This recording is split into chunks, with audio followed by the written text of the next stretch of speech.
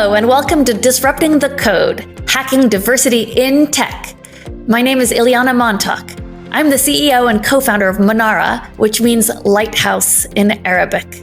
We're a social impact startup whose mission is to diversify global businesses and startups in order to accelerate innovation and distribute opportunity globally.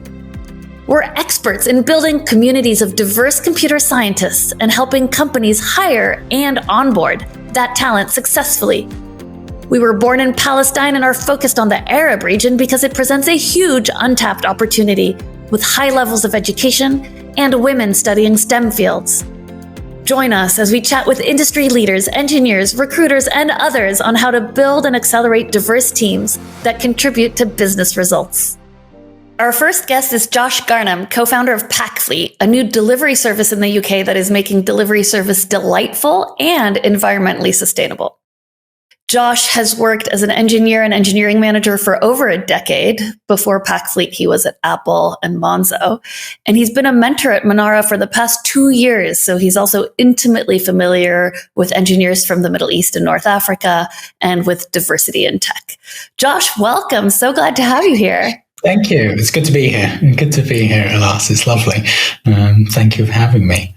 To start, why don't you go ahead and tell us more about your background? How did you end up where you are now? Yeah, sure. So kind of like been through an interesting story. Like I started out at university studying computer science. Then I kind of spent a few months, just under a year there, and then dropped out and went straight into working. So I kind of quickly realized that with some of the experience I had in my free time of doing software engineering and some of the work that I had done, that I could kind of jump straight into the workplace. And that's how things kind of began. I joined Monzo as a mobile engineer back in 2016 and worked for a number of years as a mobile engineer, and then had a bit of time at Apple as well, working as a software engineer before moving back to Monzo and moving into more kind of engineering management and technical leadership role. And I think that's when I really found what I loved and enjoyed, which was leading teams, kind of nurturing teams and people, and the kind of hiring and the kind of people that you can bring to an organization and how that reflects in the dynamics of a team. And then spent another good few years at Monzo there doing that as well, before then co-founding Packfleet back in June of 2021. So it's coming up to our 2-year anniversary now. So just as it's my 2-year anniversary for Manara as of, I think, last month, soon it'll be the 2-year anniversary of Packfleet and running the business as the technical co-founder as well. So been a really exciting journey and really enjoyed the time that I've put into Manara and the wonderful people I've met alongside it as well. The theme that are really popping out from what you're sharing from your background is how much you've emphasized the practicality as opposed to the theory, but also just what a self-starter you are, how much drive you have to go and learn and just start building right away at every stage, really taking on the responsibility of learning and then doing it again after college, just really, really wanting to start building right away. What do you think it was that drove you to do that? And what's your advice for other software engineers, especially those who are earlier in their careers, based off of your experience? I think for me, and my advice to other folks as well, is just to be curious. I think that was kind of what drove me. It was the curiosity of, I wonder how this works. I wonder how I could build this myself. That's also always one of the things I interview folks for as well. I look for is that curiosity and drive to learn. And I think it's also just trying to take it like a little bit at a time, because in the beginning it can feel very daunting. And I think probably being young and a little bit naive kind of helped with that, because it was like, it felt a little less daunting, because it was like, sure, I'll just run with it and see. Like, this book, I'll flick through it, it'll be fine. I think some of that little naivety kind of helped me overcome that initial daunting feeling of there's a lot to learn here, and just kind of focus on, this is fun. It's fun to be curious. It's fun to learn. I think that's really what kept me motivated and kept me going. And also why I always tended towards like the practical a lot of the time, because it was like, how can I channel this curiosity into something, to building something tangible that I can see, that I can touch on a phone, that I can click on a device. Like that was also very motivating to me. And just like playing around with projects, which maybe are never going to go anywhere. You're not going to publish anywhere, but you're just doing it for yourself, your own curiosity. And I think I learned so much from that practical experience and from that motivation of just being curious that stayed with me until now. I'm jotting down a note to return to this concept of fun because I think that's so important for people thriving. And it's so hard these days with everything that's going on in the market. A lot of people are having trouble tapping into that ability to have fun. But before we go there, you mentioned interviewing for curiosity. And we hear this at Manara from our hiring partners so often, that companies are looking for people who are inherently curious, who are they're taking it upon themselves to go learn because they're just excited and interested.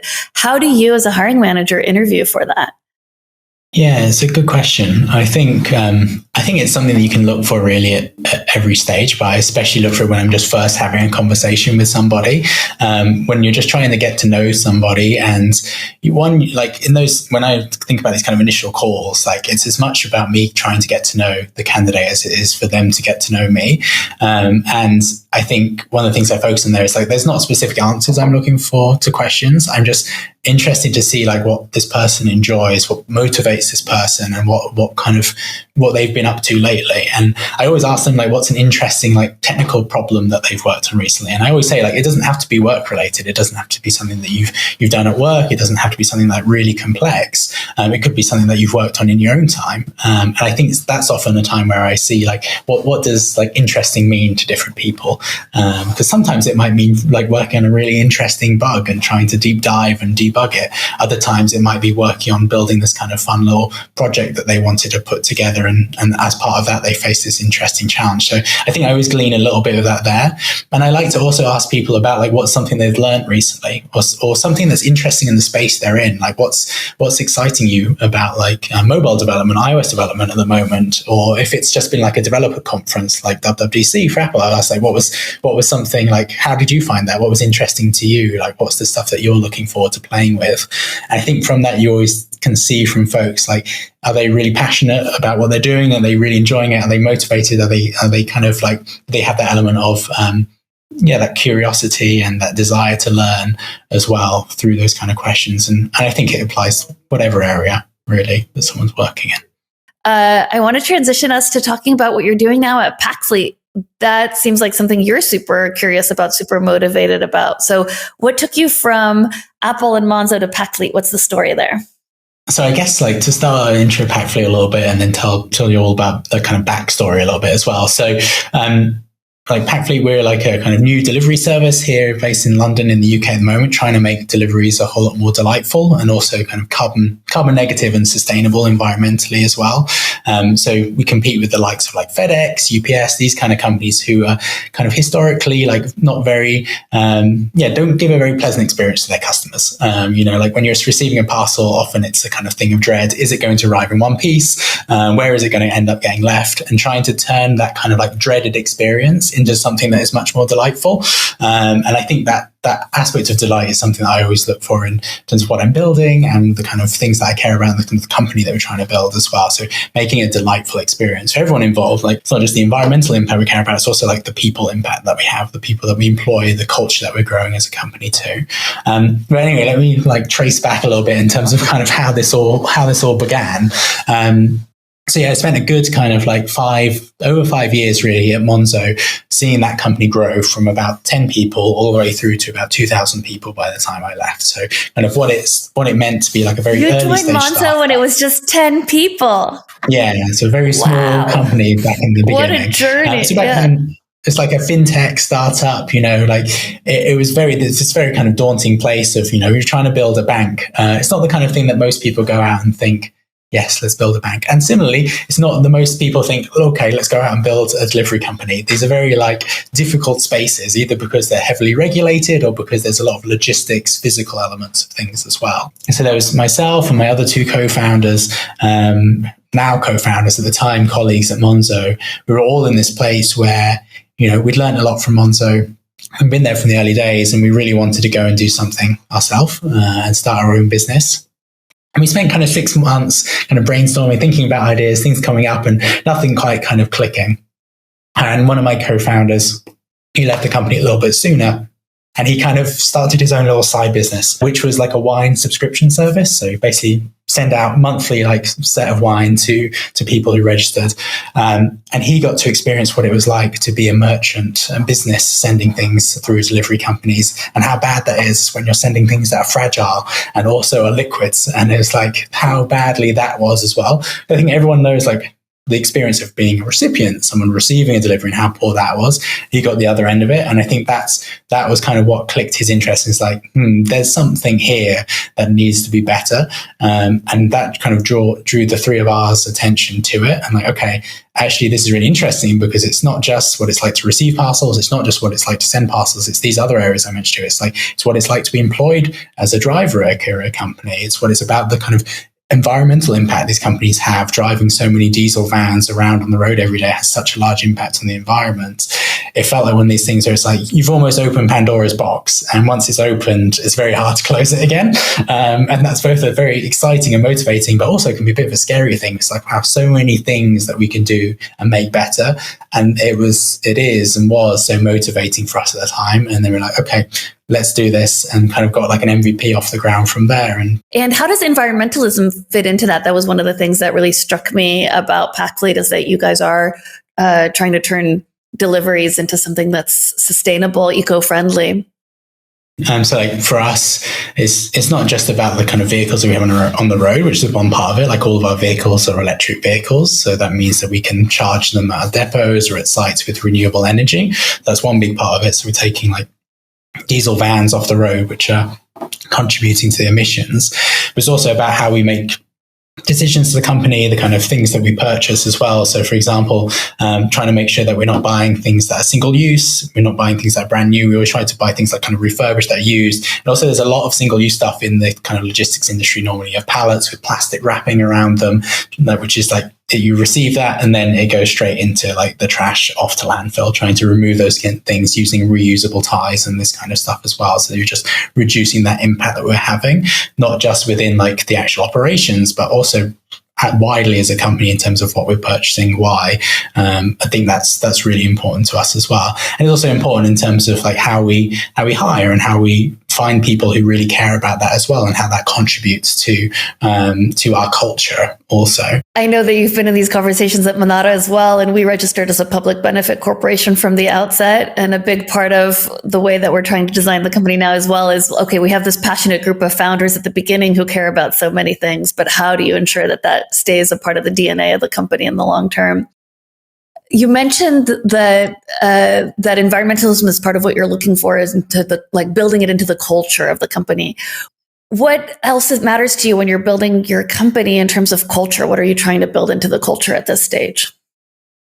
I think this really comes back to, I guess, what we value, and the values that we look for in the people that join us as well. And I think one of the key things there is about compassion towards each other, about compassion towards the people we work with, the customers, whether that's businesses, recipients, our drivers, all of these kind of folks as well, and being able to take other people's perspective. And I think that's also a part where kind of diversity within hiring is really important as well. And then alongside that, having a team of really driven individuals who don't kind of settle for okay, who really want to build something that is delightful, better than what is out there, and will kind of keep pushing for that and keep holding us to account as well. So making sure that we're not just setting a bar that's just maybe an inch higher than the cut bar currently is, but we're setting a bar that is like ever higher, and we keep pushing that up. And when people ask me as well about like how would you describe people at Packfleet? How would you describe Packfleet as an organization? I always come back to this: compassionate and driven. And how do you actually find people or vet them to make sure that they meet those requirements? Because I guess part of it is pipeline, right? Like actually attracting those kinds of candidates, knowing where to find them. Yes. And then the other is, then once you have the pipeline, how do you double check or verify that somebody actually meets those three things that you just described? So how do you do it?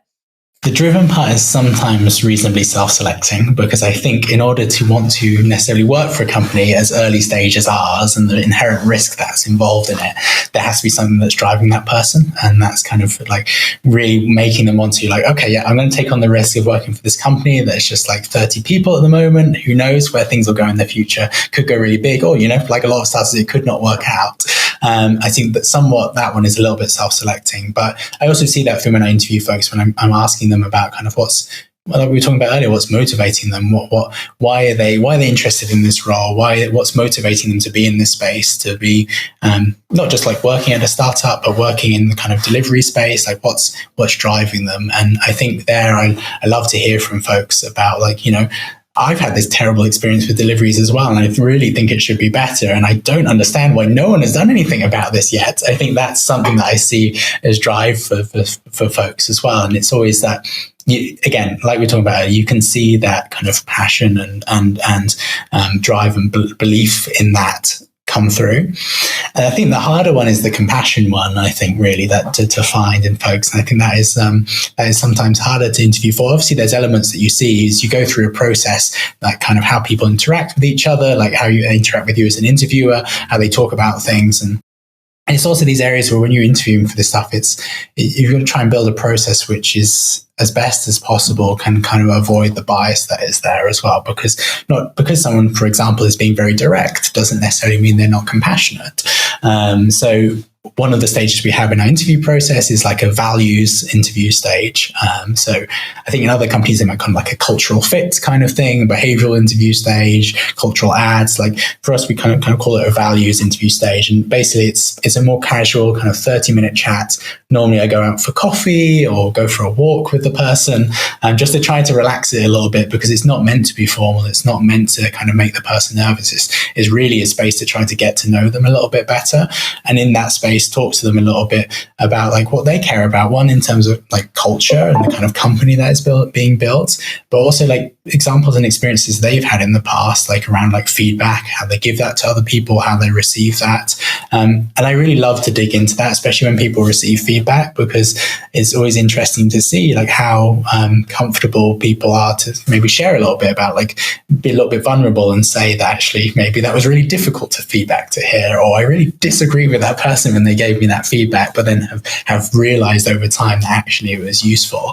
And I think through that you start to see like the kind of a little bit more about that person, like who they are, what do they value, and I think that's one where like trying to make that person feel as comfortable, as relaxed as possible is really important, because interviews are intimidating. You're going to be nervous, but trying to put that person at ease so they feel kind of relaxed about sharing that with you. And I always try to lead that with some examples of myself. I always ask people, one of the things I ask, like what causes them stress and anxiety at work, and I start out by telling them what makes me stressed and anxious at work. And I always say it's like having a lot of things in my mind at the same time, and I just have to get them on a piece of paper, because otherwise like I feel like my head's going to explode kind of thing. So I always try and start by being a little bit vulnerable myself as the interviewer, to try and make the other person feel a little bit more comfortable to open up and share as well, to try and make that a safe place, like the environment at Packfleet would be anyway.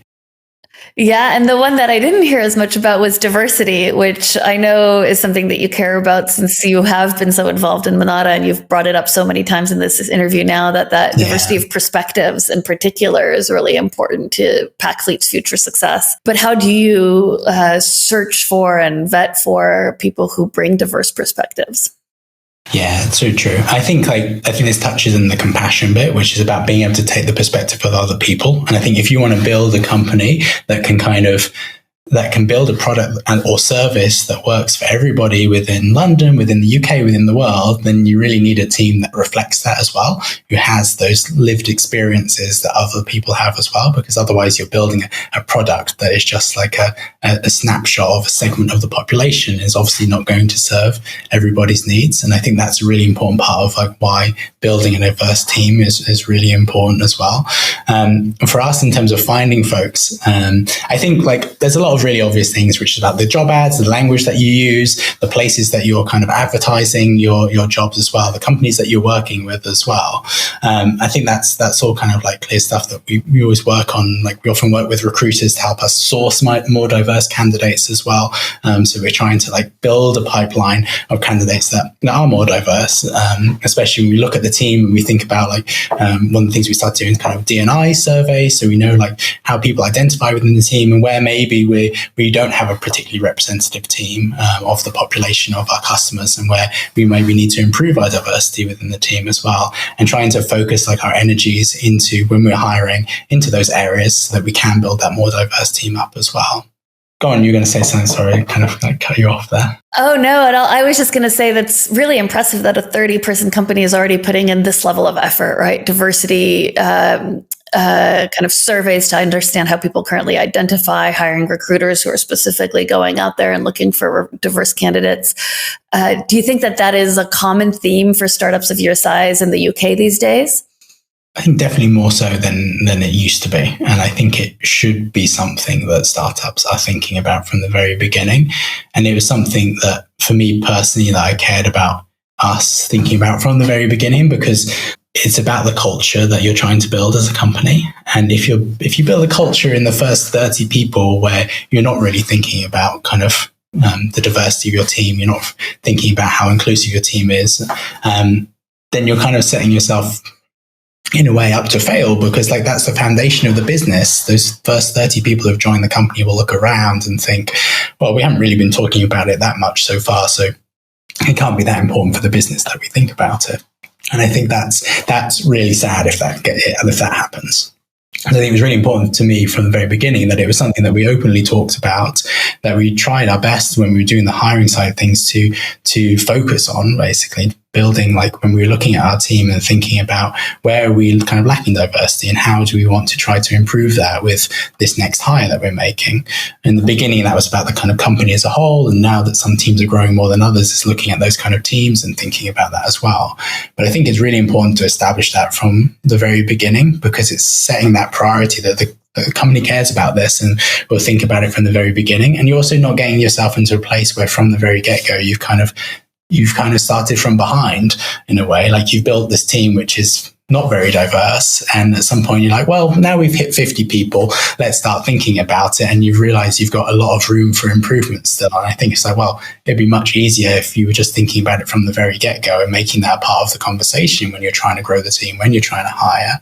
And of course, it doesn't mean that there's not going to be times where you're going to have to make trade-offs and you're going to say to yourself, well, actually this role, like we really, really need to find someone soon for this, for whatever kind of reason. And maybe that means that we're not going to be able to spend as much time trying to source or interview diverse candidates as we might have been able to if it was a little less urgent. There's always going to be those kind of trade-offs that you might have to make, but you're having the conversation about it, you're talking about it, you're actively thinking about it. And it's the same reason why we do a lot of things as a company, because not because it makes it easy, but because it's the right thing to do. Like we have internal salary transparency, like that doesn't make things easy all the time, but it makes things makes you do things right, and it makes you think about the right things, and it makes it that if you're having to make a trade-off, you're actively doing that rather than just ignoring it. Yeah, and the way that you describe that, I've never heard, and I really, I'm going to take that away as a founder, the part around, it doesn't mean that you're always going to make decisions that align with those values or those priorities, because sometimes you do have to make trade-offs. It's just the reality of running a business. But the fact that that you're looking at it as we have to at least be forced to have the conversation and just make a decision around which of these trade-offs are we going to make at any given time, as opposed to it not being on the table, not being something that's discussed and not weighed on in the trade-off decision making. I want to make sure we make some time for your experience with Manara. How did you find out about Manara? How would you describe Manara to somebody who's never even heard of Manara so far? Oh, very good questions. So I heard about Manara from a colleague of mine at Monzo, actually, someone I used to work with at Monzo. And I think she heard about Manara through a friend of hers. She wasn't volunteering at the time, but she knew that Manara was looking for kind of folks who could mentor, do some mock interviews kind of thing. And she mentioned it to me, and I was like, well, that sounds great. Like, I think I was already looking to be able to put my time towards something in that aspect, kind of to be able to contribute to something like socially positive, something that supports diversity and getting folks into tech who might otherwise find it more challenging as well, especially from folks from under-indexed groups.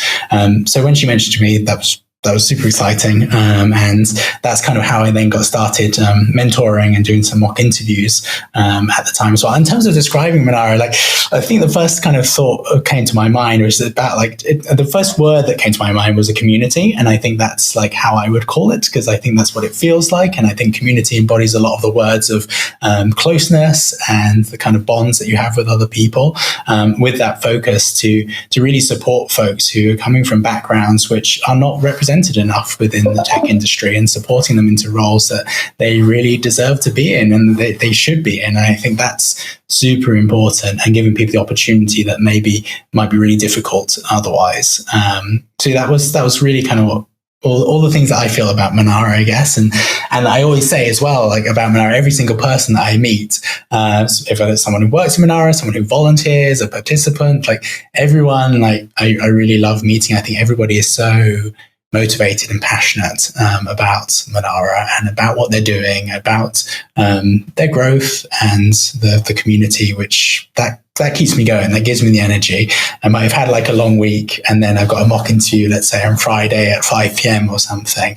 And I'm like, I'm looking forward to the weekend, but that's always there. I'm always like, well, I'm going to hop on this call with this person or teach this session about system design. And there's going to be someone at the other end who's really excited to be chatting with me or to be hearing this. And I'm going to really enjoy that, because I think, I feel that energy, and that gives that same energy to me. And I actually end up leaving that mock interview or that session with more energy than when I came in. And that's really lovely as well.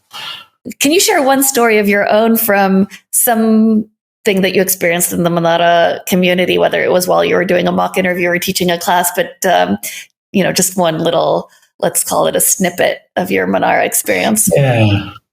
Yeah, I think it's not a snippet per se, but like, it's one of these memorable things for me. It was like this, someone I mentored, who, like, it was a very long process for them. Like, kind of, they were going through interview process, job hunting, and they finally got an offer, and that was super exciting in and of itself. And it was then this kind of really long process for them being able to kind of move I think they were moving to Poland, and it was like, it took them, I think, 8+ months to be able to move to Poland. And one of the things that like really is this Luai or Mohammed? Because there's only two people who take it. It was Mohammed. Oh my God, Mohammed's situation was out of control. Yes. So let me just jump in with a little bit of context because people won't know. Mohammed was from Gaza and was in this very unique situation where he couldn't even have an ID as a Palestinian, because he had moved back to Gaza he'd grown up in the UAE and then he'd moved to Gaza, I think. And somehow the Israeli government, which issues Palestinian IDs, wasn't willing to issue one to him. And so, and the Polish embassy needed to issue him a visa for him to relocate to Poland to go work at Qualtrics. And the only way that he could get the visa was to go to Tel Aviv for the interview, but he couldn't get a permit to leave Gaza to get to his interview because he didn't have an ID that he could even apply for the permit. I mean, it's rare for it to be that difficult, but it does happen sometimes. And it took him a very long time. And eventually we ended up actually reaching out to somebody in our community who was able to reach the Polish embassy on our behalf and get them to do the interview remotely through Zoom. And so thankfully it worked out. But again, it was the community stepping in to make that happen. But anyway, sorry, that was a little bit of context. You finished my anecdote. That was basically what I was getting to. Which was your anecdote. I'm sorry. I thought that maybe you didn't know the whole situation with his ID and everything. But anyways, that was a wonderful snippet. Thank you for sharing. One other thing I'm curious about is, now, since you have this experience as a hiring manager and you've had this experience working very closely with people who are software engineers from the Middle East, what have you learned from that experience mentoring people through Manara, mentoring these diverse candidates? How does that change your work now as a hiring manager? Other than the amount of like energy, perseverance, and passion I see really raising the bar, I think there's some other things that I see as well, which is, I think one of the things that I've really learned is about that kind of element of like how how culture affects how people communicate and how that really has an impact, therefore, on like how you look at interviews and how you interview people and what you're looking for in those interviews as well. And also how you as an interviewer respond to that, and how you kind of have to, I think really great interviewers match themselves to the candidates, and great candidates match themselves to the interviewers. So you end up kind of meeting halfway. And I think that's that kind of cross-cultural kind of communication element is something that has been really interesting and really kind of meaningful for me to see, I guess, because there's folks, everybody, regardless of culture, might communicate in a different way. But I think one of the things with Manara that I've really enjoyed is it just kind of has shone a light on that a little bit more, and how you make a really great interview process, how you can be a great interviewer to folks who communicate in a broad variety of ways, whether or not maybe they're a little bit more direct when they talk about things, or when it comes to like a language barrier where there are kind of certain words that kind of come across a little bit different when they're heard in English versus how that might come across in that person's kind of native language when they're communicating to someone else in that way. I think that's something that's been a really interesting and useful learning experience. And then working with that as an interviewer to be able to kind of think, okay, the person's not necessarily saying that because, let's say, they're really fixated, they have a really strong opinion necessarily, let's say. It's just that's because that's how they're used to communicating, or it's just the kind of language barrier, the equivalence of whatever that word might be in English compared to their native language. And then working with that and being comfortable as an interviewer to kind of bring that up and talk to the person about it. And is a really, like, I think that was really lovely through Manara as well. Like when I would mention to someone, I'd say, hey, like, I know, like, we've been through this interview and I feel like you don't really have these kind of strong opinions, and actually you'd be okay if someone disagreed with you.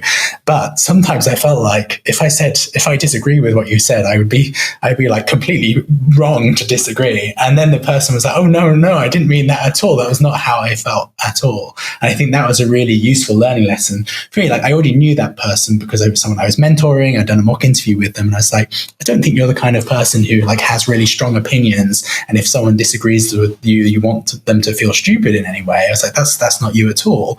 And then we got to have this really great conversation about that, and how it's like, what were the words that maybe he was saying that came across like that, and how I might take them as an interviewer if I wasn't aware that maybe there's the kind of language barrier or cultural differences.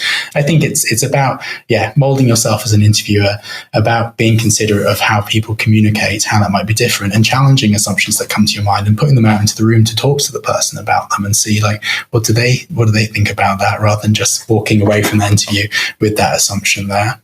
Amazing words of wisdom, Josh. Thank you so much. You are such a thoughtful person, such a thoughtful founder, and such a passionate one as well. Thank you for everything that you're doing, both for us and for the world.